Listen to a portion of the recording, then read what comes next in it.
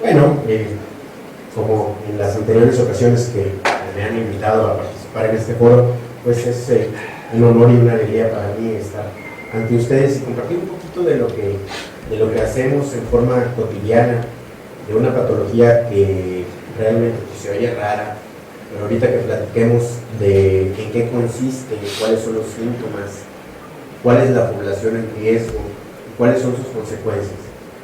Y lo sencillo que en realidad es establecer el diagnóstico y hacer el tratamiento.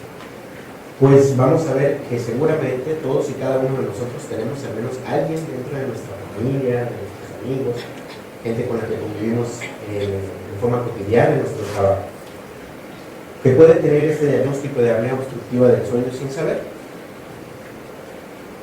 Cuando nosotros hablamos de apnea obstructiva del sueño, nos referimos a que en el momento que una persona duerme, presenta episodios repetitivos en los cuales hay obstrucción que puede ser total, en el cual entonces hablamos de apnea, o una disminución parcial del diámetro de la vía respiratoria al momento de dormir.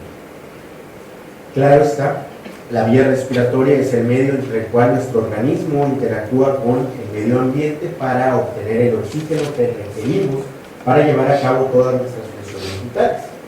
Entonces, cuando la vía aérea se obstruye, ya sea en forma total o parcial, la consecuencia inmediata es la disminución de la saturación de oxígeno.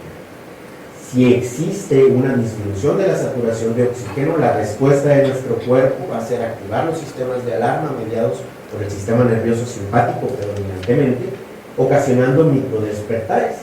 Para que nosotros podamos decir que un paciente tuvo una apnea o una hipopnea, esta debe tener una duración mínima de 10 segundos. Entonces, la abreviatura del síndrome de apnea obstructiva del sueño, que a lo mejor es un poquito más familiar, el SAOS, es un problema de salud significativo y que particularmente ha sido de importancia durante la segunda mitad del siglo XX.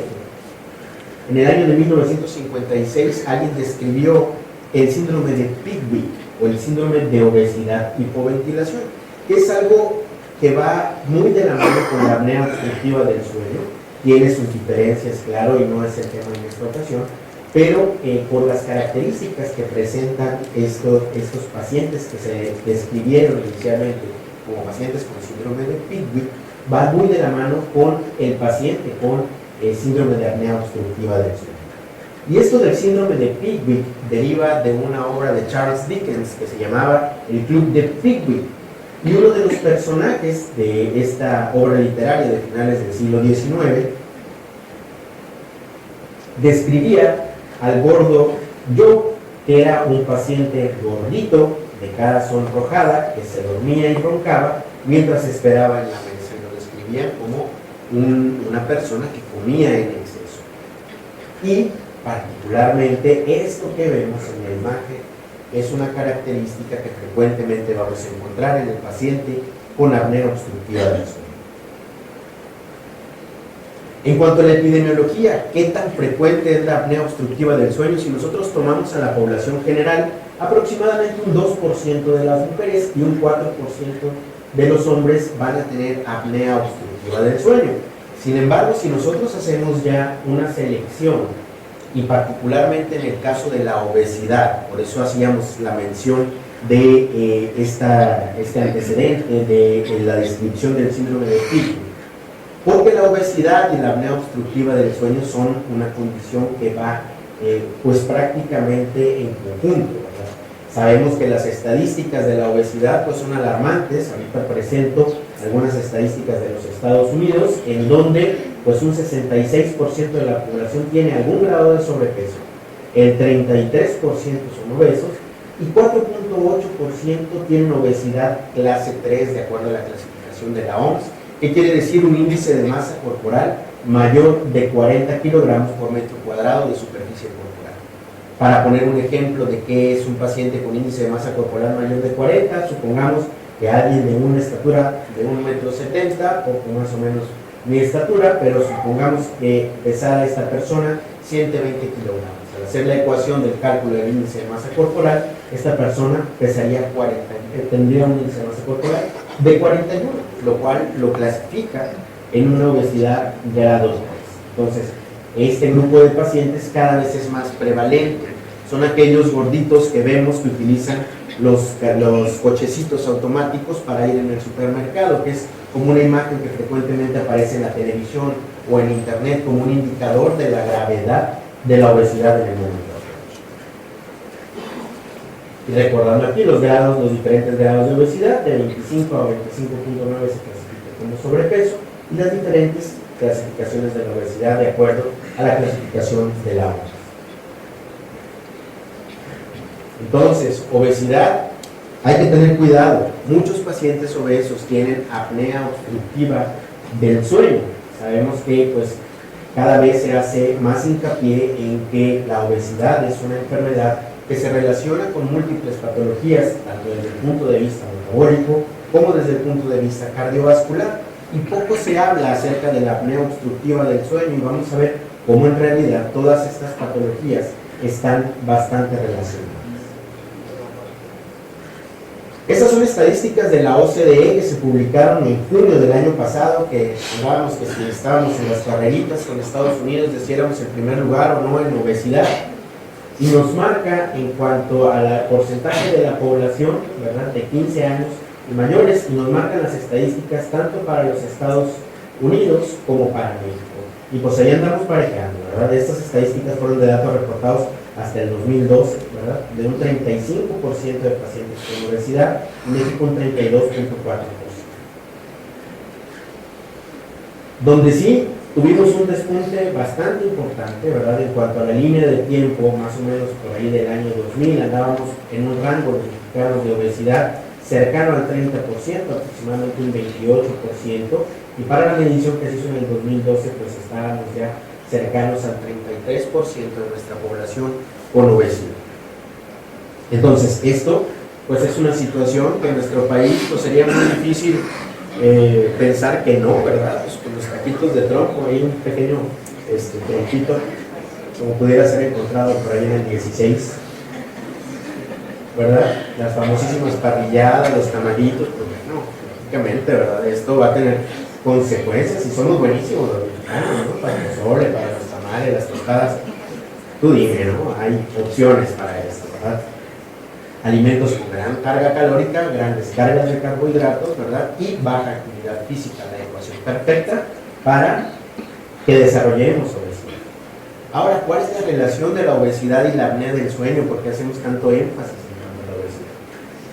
Si nosotros tomamos a la población de pacientes ya propiamente descritos como obesos, todos tienen algún grado de apnea del sueño. Puede ser que no lo tengamos diagnosticado, pero si hacemos la evaluación adecuada, vamos a observar que entre un 50 y hasta un 80% de los pacientes obesos van a tener síndrome de apnea obstructiva del sueño. Y entre los pacientes que ya tienen diagnóstico de SAOS, el 60 al 90% tienen obesidad o sobrepeso. En realidad, estas dos situaciones, observemos de cualquier lado que observemos, la ecuación está pues bastante equilibrada. En realidad, es muy alta la probabilidad de que una persona con obesidad tenga algún grado de apnea obstructiva del sueño. Factores de riesgo. La obesidad es el factor de riesgo número 1. ¿Sí? Incremento de un 10% en el peso corporal predice un incremento aproximado de un 32% de un índice que vamos a hablar de él un poquito más tarde, que es el índice de apnea y hipopnea, que quiere decir la severidad. Entre mayor peso yo tenga, mayor severidad voy a tener de la obstrucción. ¿Sí?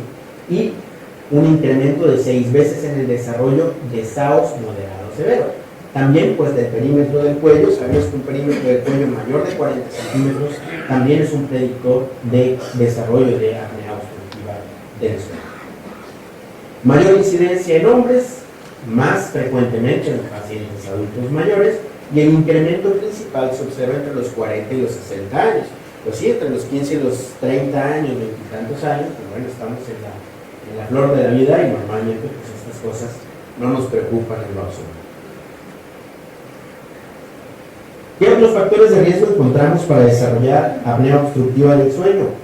La obesidad, que ya lo mencionamos, patologías cardiovasculares, en el caso de la insuficiencia cardíaca, la fibrilación auricular, Pacientes que tienen hipertensión refractaria puede ser el origen, aquel paciente que sin difícil control de la hipertensión, el origen de ese problema puede ser precisamente una apnea obstructiva del sueño.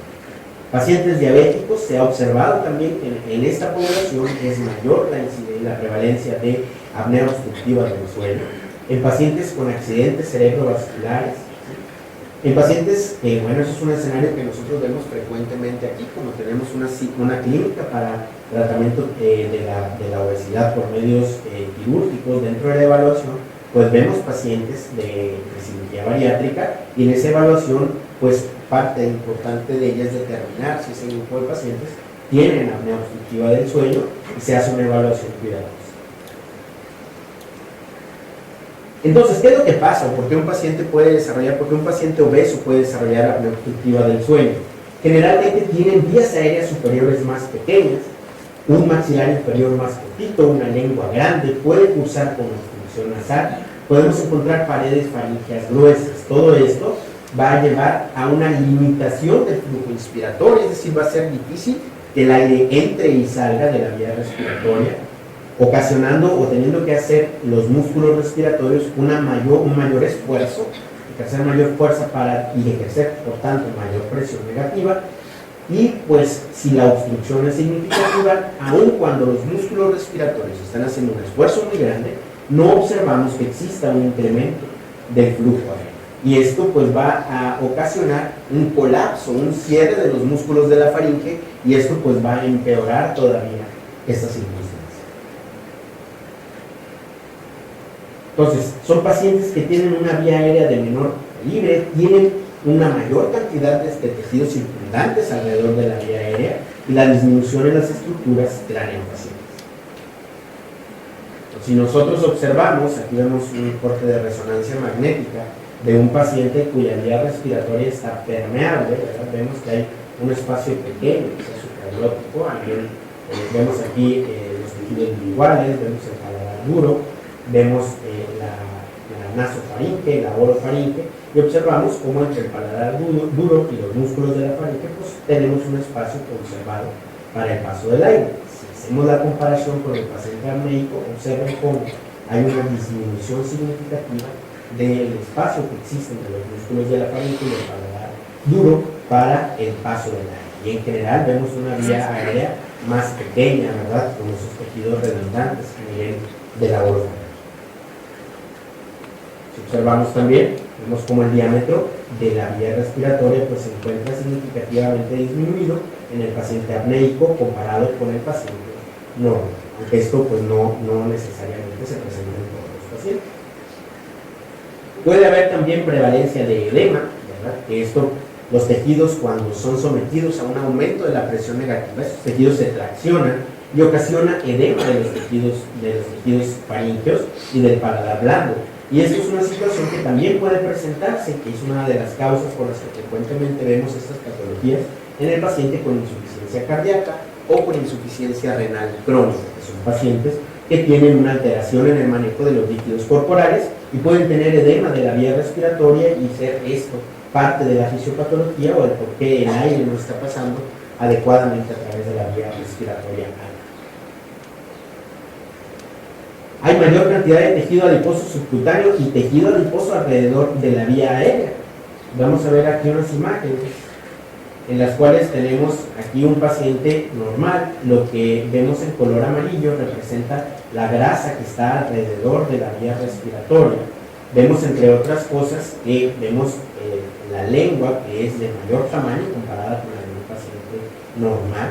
Si observamos la distribución de la grasa que se encuentra alrededor de la vía respiratoria, pues son mayores cantidades las que existen en el paciente con apnea. Y los tejidos del paladar blando también los encontramos en mayor cantidad, ¿verdad? Y observamos cómo las paredes de la vía aérea en esta reconstrucción pues se observan más gruesas en el paciente apneico y el espacio para que el aire circule en la vía aérea superior pues está bastante disminuido. Diagnóstico, que esto a lo mejor todo lo demás pues puede sonarnos familiar o no, pero esto sí que puede ser frecuente, ¿verdad? Ya hemos notado en ocasiones que conocemos a alguien que es muy gordito, ¿verdad?, con un índice de masa corporal de 30 o mayor. ¿Sí? Un índice de masa corporal de 30 no es tan infrecuente encontrarlo. ¿Sí? Pero posiblemente conocemos a alguien que tiene un ronquido estruendoso, ¿verdad? Hemos conocido gente que, bueno, pues está en un cuarto a 10 metros del nuestro y podemos escuchar perfectamente esos ronquidos, ¿verdad? A cualquier hora de la noche que se pueda poner la atención a este detalle. La presencia de apnea, es decir, que se den cuenta que una persona hace pausas para la respiración durante la noche. Excesiva somnolencia diurna, ¿verdad? No es raro observar a personas que ponen el transporte público o nosotros que estamos aquí en área hospitalaria, en las salas de espera del hospital, un paciente gordito que hasta acomoda las manos así encima de la pancita y se queda dormido, ¿verdad? Y que pues eso puede ocurrir a vuelta de segundos, ¿verdad? De que ese paciente está sin actividad, sin platicar o sin estar realizando alguna actividad, e incluso puede dormirse haciendo alguna actividad. Generalmente son personas que describen que el sueño no es reparador. Personas obesas, con cuello ancho y corto, que desarrollan pausas respiratorias durante las noches, que pueden despertar frecuentemente, que se levantan varias veces al baño, no en el contexto de hipertrofia prostática benigna, aunque podría estar también con una sobreposición, pero como son personas que tienen un sueño muy superficial, pues no al menor estímulo, ¿verdad?, se perciba el deseo de orinar, pues son personas que pueden levantarse 2 o 3 veces durante la noche. La cefalea matutina y la hipertensión de difícil control. Alguien podría pensar que es solamente consecuencia de la obesidad, pero si encontramos alguno de estos datos clínicos, pues esto puede no solamente ser relacionado a la obesidad, sino que la apnea obstructiva del sueño y el aumento de la actividad del sistema nervioso simpático pueden ocasionar que exista una hipertensión de difícil control. Entonces, si alguien está recibiendo una persona que nosotros conozcamos, que sea gordito, que ronque y que esté tomando 4 o 5 medicamentos para el control de la hipertensión arterial, habrá que investigar si no es que tiene apnea obstructiva del sueño. Entonces, hay que hacer un interrogatorio detallado, sobre todo en aquellas poblaciones de alto riesgo, pacientes con hipertensión refractaria, esto se menciona muchísimo en la literatura, pacientes con insuficiencia cardíaca y pacientes con antecedente de accidente cerebrovascular, que son poblaciones en donde también es más frecuente observar esta patología. El cuestionario por excelencia que nos va a ayudar a determinar qué pacientes pueden tener, ¿verdad?, apnea obstructiva del sueño. Si nosotros tenemos a alguien que es gordito, que ronca, que siente que se levanta cansado todo el tiempo, podemos hacer la escala de somnolencia de Epworth. Ahorita vamos a describir cuáles son los elementos, que son cosas muy sencillas, ¿verdad? Y ahí pues, si tenemos a alguien en casa que tenga algún problema de este tipo, pues podemos hacerle las preguntas como: si tiene esta persona que tiene más de 10 puntos en la escala de somnolencia de Epworth, esto se caracteriza o se cataloga como una persona con somnolencia diurna excesiva. En pacientes con apnea obstructiva de sueño severa, generalmente van a ser pacientes que tienen mayor somnolencia diurna.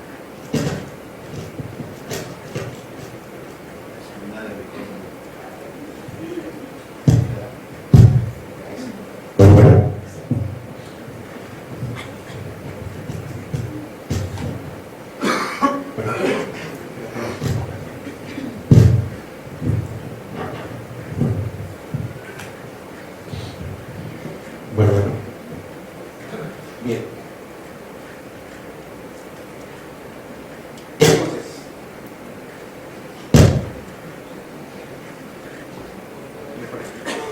¿se escucha bien? Ahí no se escucha. Bueno, pues nos la aventamos sin micrófono.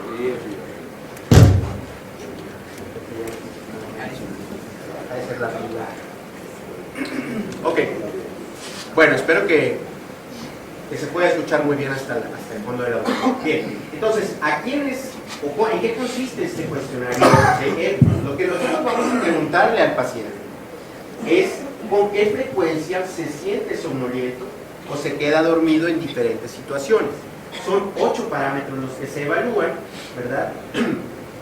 Siendo 0 nada probable, ¿verdad?, o nunca me quedo dormido en estas circunstancias, o el número 3, que es frecuentemente se queda dormida esta persona en alguna de estas circunstancias. si estás sentado y leyendo, viendo la televisión, sentado en algún lugar público, por ejemplo la sala de espera de un hospital, en un cine o en una reunión, viajando como pasajero en un auto durante una hora. Yo creo que pues, todo el mundo nos quedamos dormidos si vamos de pasajero, ¿verdad? Descansando en la tarde cuando las circunstancias lo permiten, es decir, que no sea la intención dormirte, que te quedes dormido. Sentado y conversando con alguien, sentado en un ambiente tranquilo después de almorzar o de comer, o en un coche mientras se detiene, ¿verdad? Por ejemplo en un semáforo. Si bajo alguna de estas circunstancias la persona se queda dormida con baja, moderada o alta frecuencia, pues vamos sumando puntuación. La puntuación mayor es de 24 puntos, 3 puntos de cada uno de los 8 ítems. Con que nos dé 10 puntos, con eso tenemos para considerar que esa persona, si encontramos los demás factores de riesgo, encontramos una somnolencia excesiva diurna, para someterlo a la evaluación para determinar si esa persona tiene apnea obstructiva del sueño.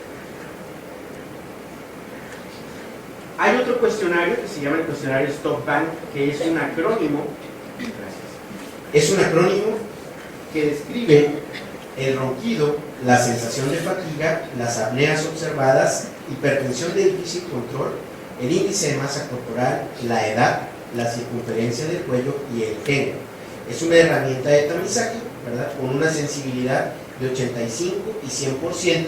Entre más severa es la apnea, mayor es la sensibilidad que tiene esta herramienta, que nos dice si el paciente ronca muy fuerte, si frecuentemente se siente cansado o somnoliento durante el día, si se ha observado que esa persona haga pausas respiratorias durante el sueño, si tiene hipertensión arterial, si hay un índice de masa corporal por arriba de 35, si tiene una edad por encima de 50 años, la circunferencia del cuello mayor a 40 centímetros, o si es de sexo masculino. Si nos da alguno de estos, si nos da 3 de estos parámetros positivos, pues es un paciente que tiene una alta posibilidad de tener apnea obstructiva del sueño. Entonces, una vez que nosotros, y que ya viendo cuáles son las manifestaciones clínicas de la apnea obstructiva del sueño, pues ahora sí como que ya nos suena familiar, ¿verdad? Todos conocemos o hemos visto algún gordito que se queda dormido y que ronca, ¿verdad? O que hace pausas durante el sueño. Entonces, una vez que ya tenemos positivo, ya sea la escala de somnolencia de Epworth o el cuestionario de Stop Bank, el siguiente paso es la evaluación mediante polisomnografía. En nuestro hospital ya estamos realizando polisomnografía y ya estamos realizando diagnóstico de apnea obstructiva del sueño. Contamos con los elementos tanto para establecer el diagnóstico como para determinar cuál es la necesidad de tratamiento, que ahorita lo vamos a comentar, de ese paciente. Una polisomnografía es un registro simultáneo y continuo fundamentalmente de 2 tipos de variables: parámetros neurofisiológicos, ahorita los vamos a describir, y parámetros cardiopulmonares. Entonces, durante el sueño es normal que existan cambios fisiológicos en relación a las diferentes etapas del sueño, ¿sí? Y esta herramienta nos va a permitir tener evidencia cuantitativa y cualitativa de los trastornos asociados al sueño. Entonces, si nosotros, esa es prácticamente una ilustración de cómo encontraríamos nosotros a un paciente durante una polisomnografía, ¿verdad? En donde se puede colocar un sensor a nivel de la nariz, en donde se percibe la velocidad del flujo aéreo. Se coloca también el electroencefalograma para observar las diferentes etapas del sueño y la presencia de microdespertares asociados a episodios de apnea, que los determinamos mediante la disminución del flujo aéreo a nivel de la nariz. Se puede colocar también un micrófono para detectar la presencia de ronquido y la presencia de bandas elásticas para evaluar el esfuerzo a nivel torácico, a nivel abdominal, y se coloca una oximetría de pulso. Un paciente durante una polisomnografía puede haber más de 20 canales diferentes que se estén evaluando, es decir, pues sería muy difícil que una persona, ¿verdad?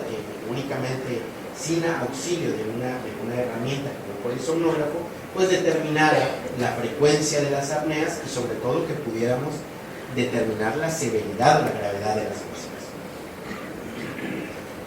Entonces, este es una polisomnografía o un trazo de polisomnografía en donde vemos la actividad del electroencefalograma También se colocan cables de electrocardiograma, monitorización de la presión arterial, la monitorización del esfuerzo abdominal, del tórax y el flujo nasal, ¿verdad? Esto es un ejemplo pues, prácticamente de algo, pues, lo fundamental que se evalúa en un paciente que se coloca en una polisomnografía y obviamente la saturación de oxígeno. Esta es la herramienta fundamental mediante la cual una vez un paciente con todas las características clínicas y con un cuestionario positivo de somnolencia diurna, el siguiente paso es la evaluación mediante polisomnografía. Ya con la polisomnografía, pues bueno, si un paciente tiene una disminución del flujo aéreo más del 90%, a esto le llamamos una apnea, que debe durar al menos 10 segundos, pero hay personas que hacen estas pausas hasta por 1 minuto o un poco más. Esto, cuando se acompaña de un incremento del esfuerzo inspiratorio, lo catalogamos como una apnea obstructiva. Una hipopnea no es una ausencia total del flujo, pero sí es una disminución que debe ser mayor del 30%, durar más de 10 segundos y, lo importante, que haya una disminución de la saturación de oxígeno mayor de 4%. Hay pacientes que durante los episodios de apnea llegan a bajar su saturación hasta 65 o 70%, ¿verdad? De estar en saturaciones normales durante el sueño. Pues todo eso es completamente anormal y pues muy perjudicial para el sistema nervioso central y para el aparato cardiovascular. Aquí vemos un ejemplo de un paciente que hace una apnea obstructiva, ¿verdad? En donde hay una disminución del flujo nasal y que posteriormente se acompaña de una disminución de la saturación. Vemos que hay una ausencia de flujo aéreo a nivel nasal y un incremento del esfuerzo respiratorio a nivel torácico y a nivel abdominal. En este caso es una hipopnea, en donde vemos que hay una disminución mucho más discreta del flujo nasal, que prácticamente el esfuerzo se mantiene igual, pero la saturación disminuye de 98 a 92%. Esta es una hipopnea pues bastante leve, es únicamente para ilustrar el tema. En cuanto a la severidad, dependiendo cuántos episodios presenten estos pacientes por hora, ¿verdad? Puede haber pacientes, si desarrollan más de 5 y hasta 15 eventos por hora, se cataloga como una apnea leve, más de 15 y hasta 30 como una apnea moderada, y el paciente con más de 30 se cataloga como una apnea severa. La mayor parte de los pacientes obesos más bien anda en el rango de moderada o severa. El tratamiento, de lo que se quejan todas las pacientes, ¿verdad? Siempre que voy al doctor me dicen que baje de peso, pues aquí la historia no es muy diferente. La disminución de peso es la medida más importante en todos los pacientes. Una disminución de 10% del índice de masa corporal se asocia con una reducción del 20% del índice de apnea hipopnea. Claro, llegar a esta reducción del 10% del índice de masa corporal, pues eso es lo que es un poco más difícil. Subir el 10% no es trabajo, ¿no? Y el tratamiento de elección, ¿verdad?, de la mayor parte de los pacientes va a ser el tratamiento con presión positiva, el uso de CPAP. Esto va a ser de elección en pacientes con apnea moderada o severa, con los criterios que ya determinamos previamente, que tengan o no tengan síntomas. Si lo diagnosticamos mediante polisomnografía, el siguiente paso es iniciar tratamiento, y opcional en pacientes con apnea leve, pero pacientes que estén sintomáticos, que a pesar de tener una apnea leve, pues tengan somnolencia. Pues los que venden las mascarillas pues son muy optimistas, ¿verdad? Y ponen así completamente feliz al paciente. De alguna manera esto es cierto. Hay diferentes dispositivos, algunos de ellos son nasales, otros dispositivos son oronasales y van conectados a un ventilador portátil, el cual se programa para emitir presión positiva a través de este circuito. Es un arnés que mantiene fija la mascarilla sobre la cara. A pesar de que pudiera lucir algo incómodo para el paciente que tiene apnea obstructiva del sueño, pues es una diferencia del cielo a la tierra una vez que se corrige la apnea, ¿verdad? Es una mejoría prácticamente inmediata, ¿verdad?, de los síntomas de somnolencia, puesto que son pacientes que llevan al menos meses sin dormir adecuadamente. Entonces, ¿qué es lo que hace la presión positiva? Aquí nos ponen un ejemplo, ¿verdad?, de un CPAP nasal. Normalmente nosotros, cuando respiramos sin asistencia de un dispositivo, respiramos bajo presión negativa. De alguna manera nuestros músculos respiratorios actúan de forma semejante como una aspiradora y hacen que el aire entre en la atmósfera generando presión negativa hacia la vía respiratoria.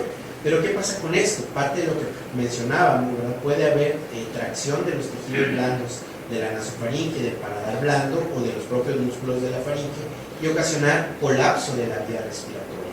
Entonces, ¿qué hacemos con el CPAP? Con el CPAP lo que nosotros hacemos es utilizar presión positiva de tal manera que se crea una especie de férula de la vía respiratoria con la cual el flujo de aire se mantiene constante tanto durante la inspiración como durante la expiración y se evita precisamente ese colapso de la vía respiratoria o esa tendencia natural que tiene la vía respiratoria a colapsarse, sobre todo en el paciente con apnea obstructiva. Complicaciones, las más importantes complicaciones son cardiovasculares, riesgo 3 veces mayor de desarrollar un evento cardiovascular fatal al compararlo con una población sana. Diabetes mellitus en pacientes con apnea obstructiva del sueño. La apnea obstructiva del sueño y la diabetes de tipo 2 son condiciones frecuentemente asociadas. Sabemos que los factores de riesgo prácticamente van a ser los mismos, tanto en género como edad, la obesidad y sobre todo la adiposidad abdominal.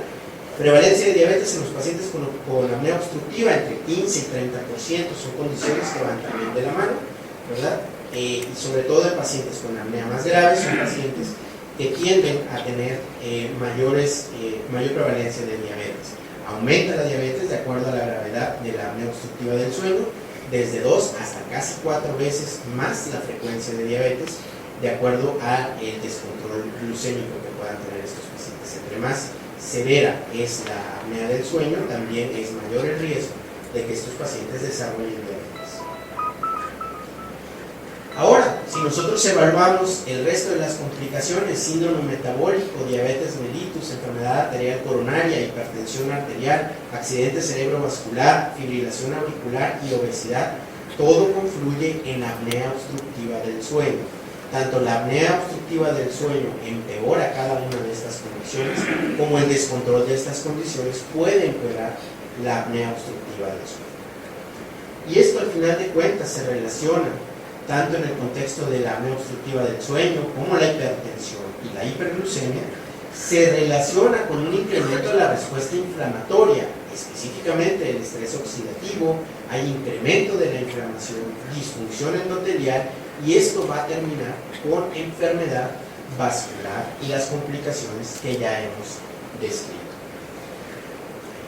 Pues esta es mi última diapositiva. La intención, espero que no haya sido muy tedioso, ¿verdad? La descripción, de pronto la fisiopatología es un poco complicada, ¿verdad? Pero al final de cuentas, lo importante aquí es desde el punto de vista clínico, ¿verdad? Cómo identificar a estos pacientes. Es una patología extraordinariamente frecuente y se relaciona con el desarrollo de complicaciones muy graves, incremento de la morbilidad e incremento de la mortalidad. Bueno, pues esta es mi última diapositiva. Si alguien tiene alguna duda o alguna pregunta, pues agradecemos al doctor. Para preguntas o comentarios.